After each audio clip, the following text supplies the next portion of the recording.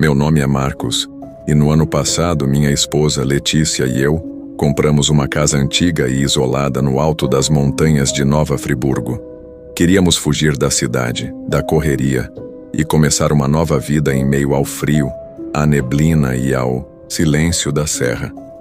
A casa parecia perfeita, antiga, com janelas de madeira que rangiam ao vento, um jardim abandonado e uma vista de tirar o fôlego. Mas os moradores da vila lá embaixo nos avisaram com um olhar estranho. Essa casa tem história.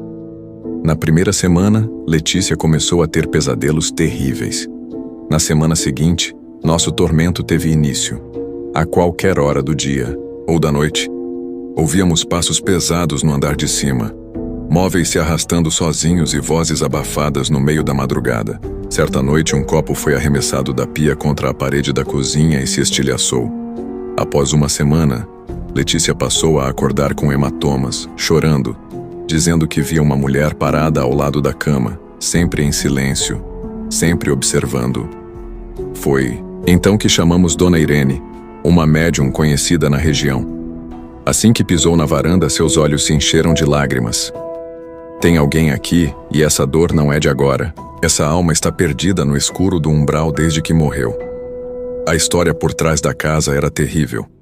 Nos anos 40, ali morava Helena Braga, uma parteira respeitada, até que começaram a acusá-la de causar a morte de recém-nascidos. A vila, tomada por medo e ignorância, trancou-a em um quarto da própria casa e a deixou ali, sem comida nem água. Após algum tempo, alguns moradores voltaram à casa de Helena, mas não a encontraram. Ela havia desaparecido de forma misteriosa e nunca mais se teve notícias dela. Foi dada como morta. Naquela noite, durante uma tempestade, tudo veio à tona. O espírito se manifestou com muita fúria. Portas batiam, a casa tremia, objetos voavam. Helena apareceu, coberta de sombra e tristeza. Letícia, desesperada e com o coração na mão, ajoelhou-se e gritou: Helena, nós sabemos da sua história e sentimos sua dor. Você não merece passar por isso. Não está sozinha. Terá o amparo que tanto precisa. Letícia começou a chorar, copiosamente, e eu me sentia completamente esgotado com aquele horror acontecendo diante de nós.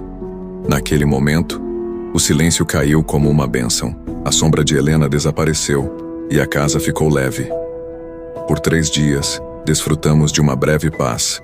Mas, na quarta noite, os ruídos voltaram, mais fracos, porém presentes. Ouvíamos choros ecoando pela casa, e as manifestações se tornaram ainda mais agressivas. Foi aí que Dona Irene retornou, desta vez acompanhada de seu grupo espiritualista. Eles passaram a noite inteira dentro da casa, em silêncio, em prece. Acenderam velas em todos os cômodos, fizeram orações e leituras, invocaram luz, amor e compaixão. Segundo Dona Irene, pediam que os mentores espirituais acolhessem Helena e a ajudassem a entender que seu sofrimento não precisava continuar, que ela já havia sido vista, ouvida e perdoada. Durante a madrugada, a temperatura caiu de forma brutal. Um vidro da janela estourou sozinho. Mas Dona Irene, firme, continuava dizendo: Você não está sozinha, filha. A luz do Mestre Jesus está aqui. Veja, eles estão prontos para te conduzir em paz. Vá com eles e siga para a luz. Ao amanhecer, tudo cessou. Letícia, exausta, dormiu por horas. Eu chorei em silêncio no sofá. A casa ficou leve como nunca antes, e desde então nenhuma manifestação voltou. Hoje, quando chove ou a neblina cobre os telhados, acendemos uma vela no mesmo quarto onde Helena morreu. Não por medo, mas por respeito. E às vezes, quando a chama balança mesmo sem vento, sinto que ela ainda passa por ali. Minha amiga me pediu para ficar na casa dela, no sítio, pois precisava fazer uma viagem com o marido e o casal de filhos para visitar sua mãe doente, que morava numa cidade próxima. Depois de longos anos morando na agitação da cidade grande, ela se cansou daquela vida estressante e mudou-se para uma propriedade rural. Deixou seu cachorro sob meus cuidados. Ele tinha muito medo de tempestades, e a previsão do tempo indicava fortes chuvas para aqueles dias. As precipitações começaram no dia anterior à partida da minha amiga e persistiram durante todo o período. Fui para lá com meu filho de 7 anos, que acabou adormecendo cedo devido ao cansaço da viagem.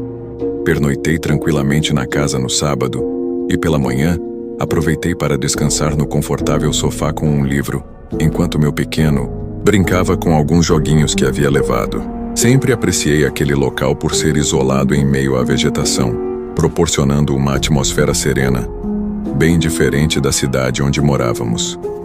Durante a tarde, enquanto meu filho desenhava na mesa da cozinha, o telefone residencial tocou. Naquela época, aparelhos fixos ainda eram comuns. Verifiquei, pensando que poderia ser minha amiga tentando contato, mas o identificador mostrava número desconhecido. Então não atendi. Logo em seguida, outra chamada de número desconhecido. Deixei tocar e uma voz masculina, grave, ficou registrada na secretária eletrônica. O homem apenas pronunciou o nome da minha amiga, como se perguntasse se ela podia escutá-lo, e desligou. Fiquei confusa, pensando se era algum parente ou conhecido dela. Tentei ligar para ela do celular para avisar sobre a ligação, mas ela não respondeu. Naquele tempo, estavam lançando o primeiro celular, o Motorola, que ficou conhecido como Tijolão. Fiquei pensativa e inquieta com aquelas ligações misteriosas, mas logo pensei que era besteira me preocupar com isso. Nas horas seguintes, o telefone tocou mais algumas vezes, sem novas mensagens. Segui meu dia preocupada. Preparei uma refeição para mim e meu filho e tentei relaxar um pouco com ele.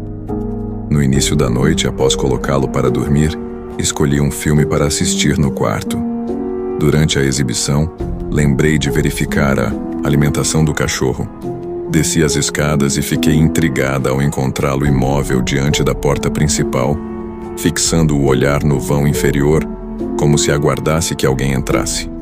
Chamei-o pelo nome, e ele me olhou brevemente antes de voltar sua atenção para a porta. Senti um calafrio. Aproximei-me cautelosamente e observei pelo olho mágico. O vidro estava embaçado devido à forte chuva, tornando tudo nebuloso. Mas percebi movimento externo.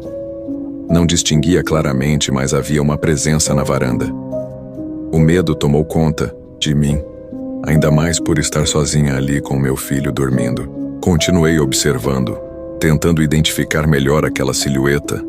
Queria confirmar se realmente havia alguém ali, porém hesitava em abrir a porta para descobrir.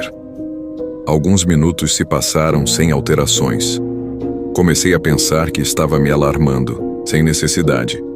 Afinal, se fosse uma pessoa real, teria batido. Afastei-me para terminar de verificar a comida do cachorro. Aproveitei para pegar algo para comer, depois retornei ao quarto onde meu filho estava dormindo. Peguei-o no colo, levei-o comigo e o deitei na minha cama. Quando passei pelo corredor que dava vista para a porta da sala, notei que o cachorro não estava mais lá. Comecei a procurá-lo por toda parte, até que ele voltou e se colocou novamente em frente à porta com o olhar fixo e em silêncio. Eu já estava quase desmaiando de medo, mas mesmo assim, fui olhar pelo olho mágico outra vez. Algo havia mudado. O vidro permanecia embaçado, mas uma das formas que antes estavam presentes tinha desaparecido. Será que realmente havia alguém parado ali todo esse tempo? Confesso que mal conseguia respirar. Tremia dos pés à cabeça, pois eu e meu filho estávamos completamente vulneráveis naquele lugar. Peguei o cachorro e o levei comigo para o quarto. Retomei o filme, mas não consegui assistir mais nada. Tamanha era a perturbação. Pouco depois, o animal saltou da cama e dirigiu-se à porta do quarto. Ele não arranhou a madeira, nem olhou para trás pedindo para sair. Simplesmente ficou imóvel, encarando a fresta inferior, exatamente como fizera na entrada principal. Meu coração acelerou. Chamei-o com voz trêmula, mas ele permaneceu concentrado na porta, como se percebesse algo do outro lado. Levantei vagarosamente e aproximei-me, encostando o ouvido para tentar captar algum som, temendo que qualquer barulho pudesse acordar meu filho. Abaixei-me e espiei por baixo da porta. Todo o meu corpo retraiu-se instintivamente. Havia alguém parado ali, muito próximo. Meu olhar imediatamente voltou-se para a maçaneta. Eu nunca havia trancado a porta. Num movimento rápido, girei a chave e, quase simultaneamente, a pessoa, do outro lado, afastou-se correndo. Escutei passos descendo as escadas, seguidos por absoluto silêncio. Com o coração disparado, telefonei para a polícia e tentei avisar minha amiga, mas ela não atendeu. Quando as autoridades chegaram, a casa estava vazia, sem vestígios de intruso nas proximidades. Com base em meu relato, suspeitaram que o invasor seria o mesmo autor das ligações sem identificação. Tentaram rastrear o número telefônico sem êxito. Quando retornaram da viagem, minha amiga me contou tudo. Isso acabou gerando uma briga feia entre ela e seu marido, pois ele desconfiava que ela poderia estar o traindo. Ela disse que chorou muito, mas depois da discussão, com o passar do tempo, o marido dela, com a cabeça fria, pediu desculpas e chegou à conclusão de que o ocorrido era coisa de outro mundo. Quase estragaram a viagem por causa disso, mas fizeram as pazes e continuaram. Até hoje não conseguimos entender quem ou o que era aquilo. Seja como for, o alvo era minha amiga. Nunca encontramos respostas e o homem, ou seja lá o que fosse, nunca foi identificado. Olá, gostaria de compartilhar minha história com vocês, mas prefiro não me identificar.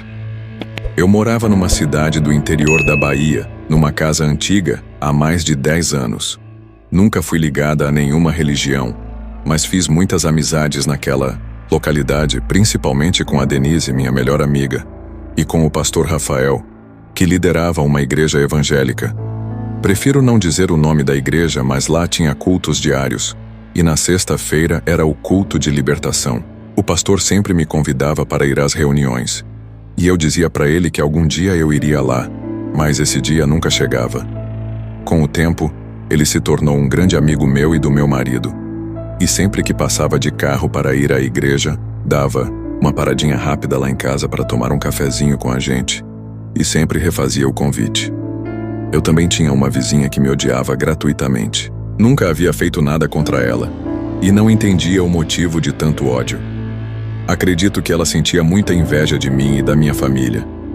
Era uma senhora estranha, de mais ou menos 60 anos, que vivia sozinha.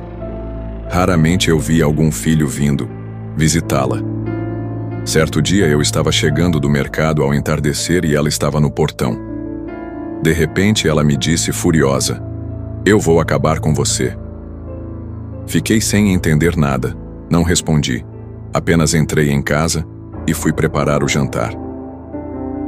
3 dias depois fui até o portão atender alguém que me chamava. Era a Denise, minha amiga.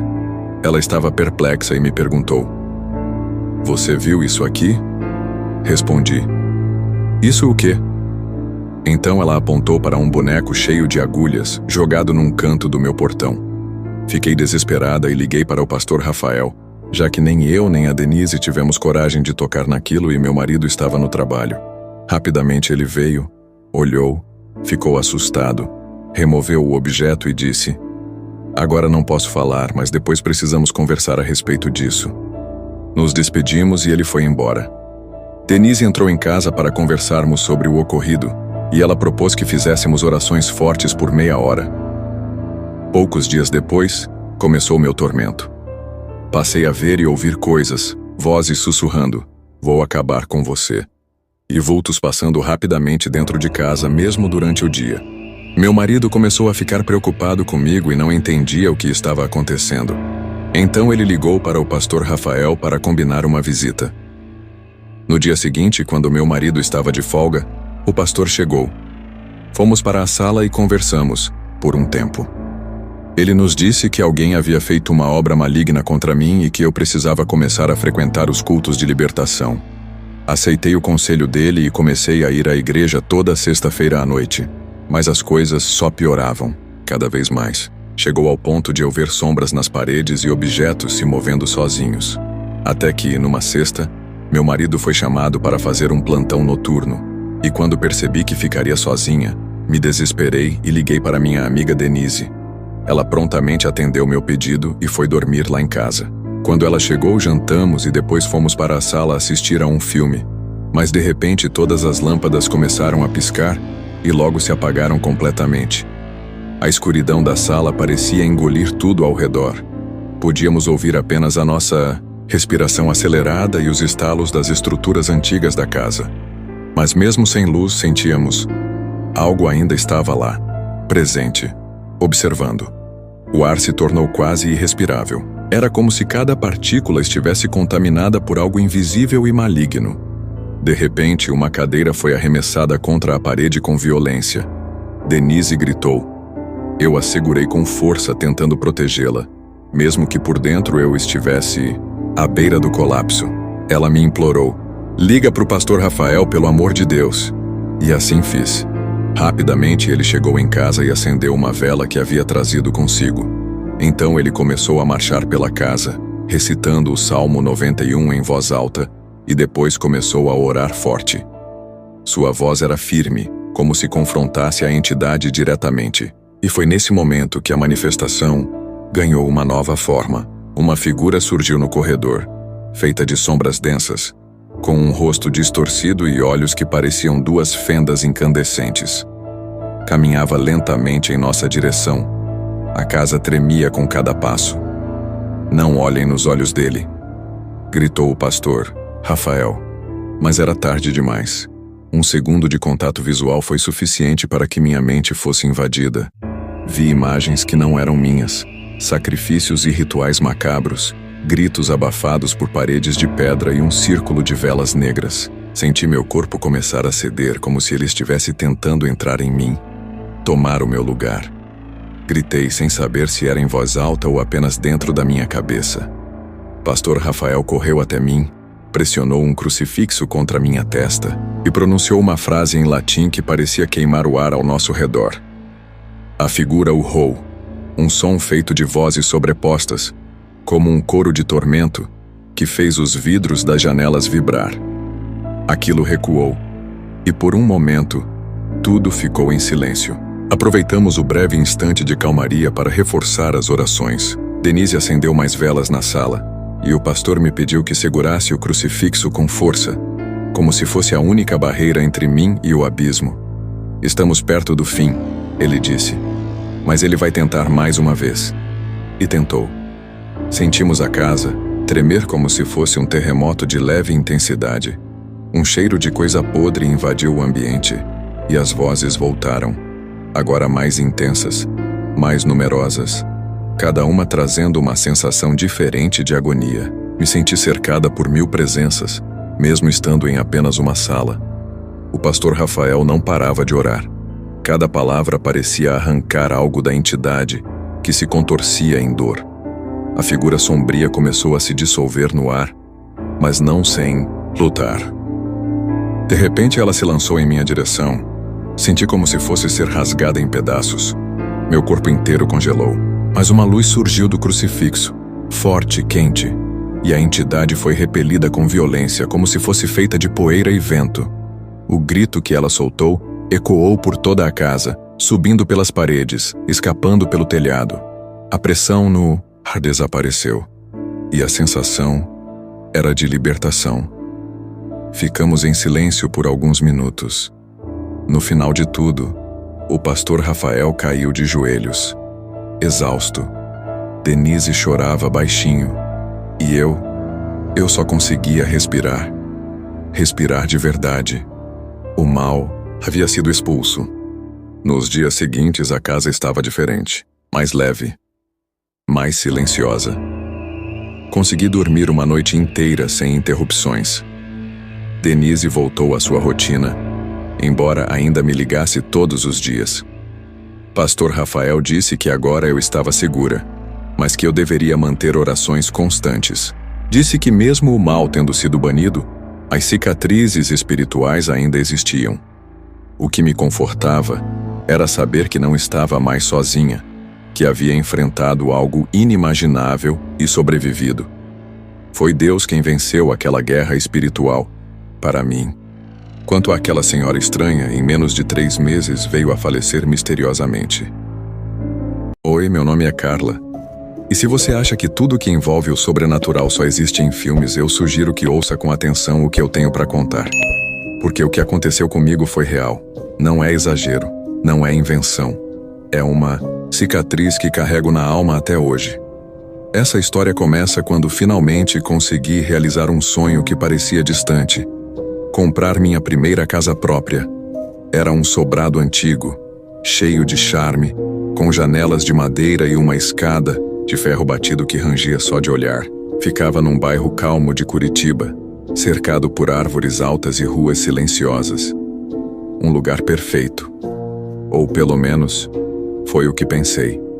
A negociação foi rápida, o preço estava inacreditável e a estrutura do sobrado era sólida, apesar dos anos. Era como se aquela casa tivesse sido feita para mim. No dia da mudança, o céu estava nublado e uma garoa fina caía sobre os telhados escuros do bairro. Eu sorri, achando que aquilo era apenas o começo de uma nova fase. Mal sabia eu que estava entrando numa armadilha. Nos primeiros dias, tudo parecia normal. Passei o tempo ajeitando os móveis, pendurando quadros, sentindo aquela excitação de estar num espaço só meu. Eu estava feliz. A casa tinha personalidade e era exatamente o tipo de lugar que eu sempre sonhei. Mas logo, pequenos detalhes começaram a me incomodar. Nada que eu pudesse explicar com clareza. Portas que eu jurava ter fechado estavam escancaradas. Luzes que eu deixava apagadas amanheciam acesas. Copos trocavam de lugar. E às vezes eu sentia uma corrente de ar frio mesmo com as janelas todas trancadas. No início, achei que era cansaço, distração, adaptação ao novo ambiente. Mas tinha algo errado. Algo que não fazia sentido. Uma noite acordei no meio da madrugada com uma sensação terrível. Era como se alguém estivesse me observando. Não era medo, era pânico. O ar estava pesado, quase sufocante, e o silêncio da casa era tão profundo que parecia antinatural. Eu fiquei ali imóvel, sentindo os pelos do braço se arrepiarem, até ouvir passos no corredor. Leves, lentos, mas reais. Levantei devagar, tremendo, e fui até a porta do quarto. Abri com cuidado, esperando ver alguém, mas não havia nada. O corredor estava vazio, banhado pela luz fraca que vinha do poste da rua. A casa parecia estar em estado de espera, como se algo tivesse acabado de acontecer. E foi só o começo. Nas noites seguintes, os sussurros começaram. Não dava para entender o que diziam, mas eu os ouvia nitidamente bem perto do meu ouvido, mesmo estando sozinha. Depois vieram os arranhões, sons de unhas correndo pelas paredes, portas batendo do nada, o som arrastado de móveis sendo movidos no andar de baixo, mesmo quando eu sabia que tudo estava exatamente onde deixei. Passei a dormir com a luz acesa, e mesmo assim, sentia uma presença comigo no quarto. Não tinha forma, mas ocupava espaço. O tipo de presença que te observa sem piscar, que respira ao seu lado enquanto você finge que dorme. Comecei a definhar. A casa estava me drenando. Contei tudo para minha melhor amiga, Lúcia. Ela tentou ser racional. Disse que era só estresse, que morar sozinha podia ser assustador no começo. Mas eu sabia que não era isso. Era algo antigo, sombrio e vivo. Lúcia sugeriu algo que me pareceu absurdo, mas eu estava tão desesperada que considerei. Por que você não investiga o histórico da casa? Talvez tenha alguma história pesada por trás. No dia seguinte, fui conversar com os vizinhos. Queria entender o que havia por trás daqueles muros. Foi então que encontrei Dona Teresa, uma senhora de olhos fundos e expressão triste, que morava ali desde jovem. Quando mencionei o endereço do meu sobrado, ela empalideceu. Você não sabia? Ela sussurrou. Eu engoli em seco. Ela contou que, décadas atrás, um homem chamado Vicente morava naquela casa.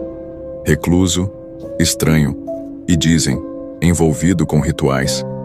As luzes da casa dele ficavam acesas até tarde, e às vezes ouvia-se cânticos abafados vindos do porão. Ninguém nunca teve coragem de confrontá-lo.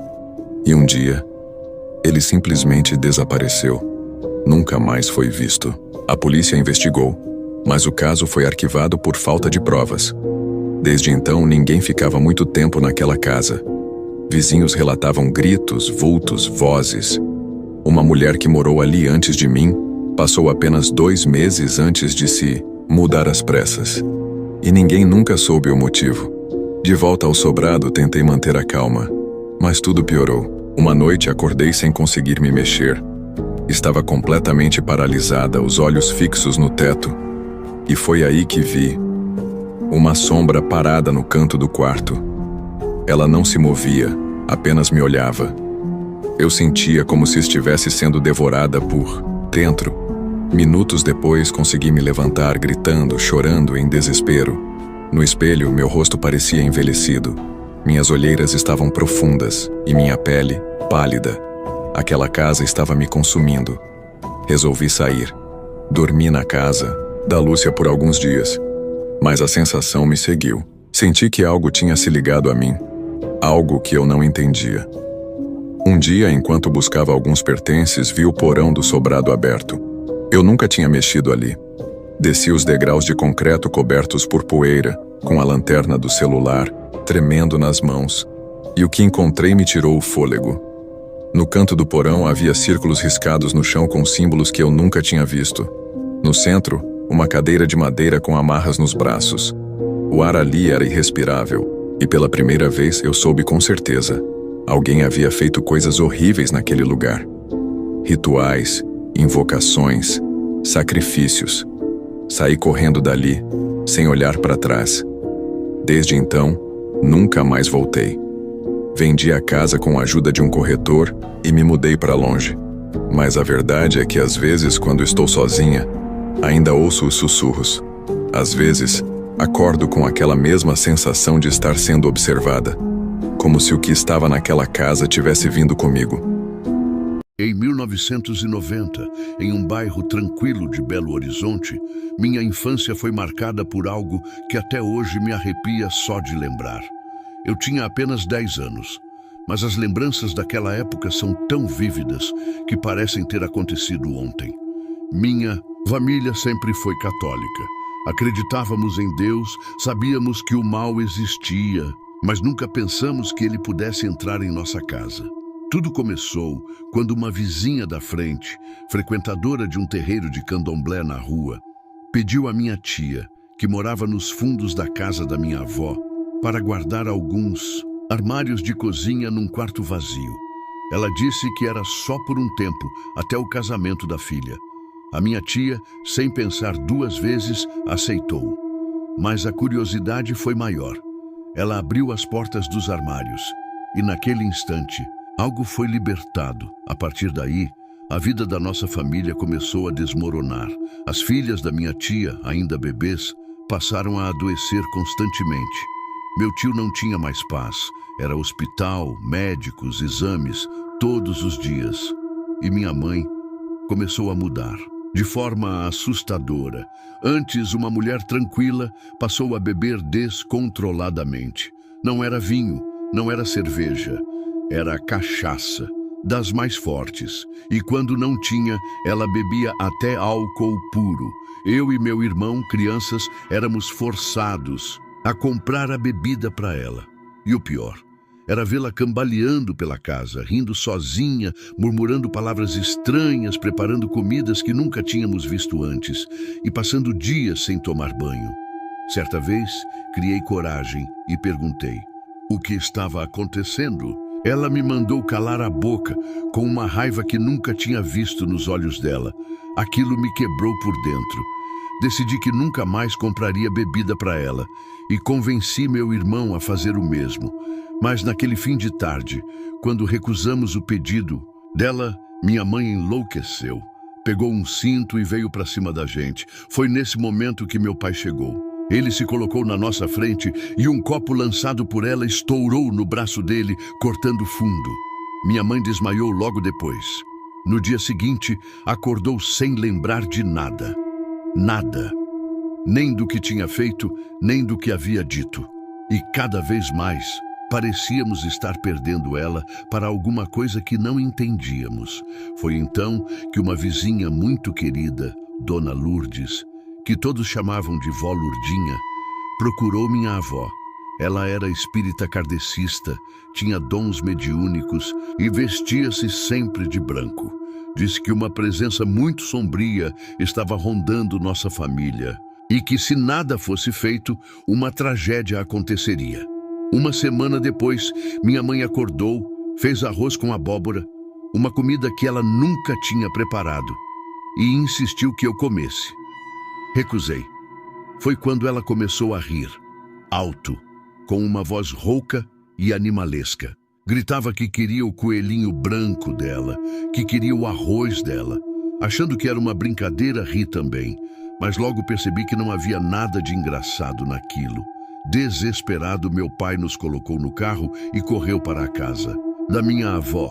Lá, colocamos minha mãe na cama, mas logo ela acordou gritando, se debatendo, dizendo que iria acabar com todos nós. Minha avó me mandou para o sobrado dos fundos, e lá da janela vi tudo acontecer. As vizinhas do terreiro tentavam contê-la, segurando sua perna esquerda. Foi então que a aprendiz de vó Lourdinha, chamada Paula, chegou e tentou expulsar aquilo, com palavras de fé. Mas minha mãe apenas ria. Cada vez mais alto, dizia que o coelhinho branco estava ali e que só faltava o arroz. Quando a situação parecia fora de controle, vó Lourdinha entrou no quarto. Ao olhar para ela, minha mãe simplesmente desmaiou. Foi aí que vó Lourdinha nos explicou. Os armários que haviam sido guardados estavam amaldiçoados. Entidades malignas foram aprisionadas ali, e quando minha tia os abriu, essas presenças se libertaram, se espalhando pela casa. As mais sensíveis foram atingidas primeiro, as crianças com doenças, minha mãe com possessão, mas o verdadeiro alvo era meu tio. Ela disse que havia sido tudo planejado por alguém que queria vingança e que o sobrado onde meu tio morava estava cercado por 4 entidades que queriam destruir sua família. Mas vó Lourdinha também disse que sozinha não conseguiria combater tudo aquilo. Foi então que meu pai lembrou de um colega de trabalho que liderava um centro espírita kardecista. No dia seguinte à noite, eles iniciaram o ritual. A limpeza começou pelo sobrado. As entidades eram expulsas de um cômodo e transferidas para outro. O ambiente estava carregado. Minha mãe mais uma vez entrou em transe. A médium que a acompanhava mal conseguia segurá-la. Foi quando presenciei algo que me marcou para sempre. Na hora de entrar na casa da frente, vi algo invisível chutar o pé da médium com tanta força que o tornozelo dela virou completamente. Ela caiu gritando de dor, mas de repente se levantou, andou como se nada tivesse acontecido. Quando perguntei se doía, ela apenas me disse: "Não pense no que viu, esqueça. A noite foi longa, mas as entidades, uma a uma, foram expulsas. E por fim, a casa estava purificada. Minha mãe, no entanto, ainda carregava marcas espirituais profundas. Precisou frequentar um centro por 3 meses seguidos para se limpar por completo. Hoje, mais de 30 anos depois, minha mãe ainda diz que não se lembra de quase nada daquele ano, nem dos nossos aniversários, nem do Natal. Mas eu lembro. Jamais vou esquecer. Essa história é um alerta. O mal existe e ele se esconde onde menos esperamos. Que a fé em Deus nos proteja, porque quando a escuridão entra pela porta, só a luz do Espírito Santo pode impedir que ela nos consuma por completo. Você está prestes a conhecer 3 histórias reais que nunca deveriam ter sido contadas. Casos que começaram com algo simples e terminaram em puro terror. Mas atenção, quanto mais você assiste, mais você atrai. Coisas que talvez preferisse manter longe. Você consegue distinguir o que é real do que está só na sua cabeça. A primeira história começa com um comentário. Isso mesmo. Um simples comentário em um vídeo no YouTube. Era um vídeo qualquer de terror, como esse, que acumulava visualizações todas as noites. Até que um usuário, com um nome estranho e sem foto de perfil, comentou: "Essa história é mais real do que parece. Aconteceu comigo." O criador do vídeo, curioso, respondeu: Em poucas horas, o perfil anônimo respondeu de novo. Mas dessa vez, o comentário não era só um texto, era um link. O link levava a um vídeo curto, gravado com um celular tremendo. Nele, via-se uma porta entreaberta, uma respiração pesada do outro lado e uma voz sussurrando: "Você não deveria ter procurado." O criador, meio desconfiado, decidiu investigar. Procurou o IP do perfil, ou o que conseguiu acessar, e rastreou uma localização estranha, uma cidadezinha no interior, praticamente abandonada.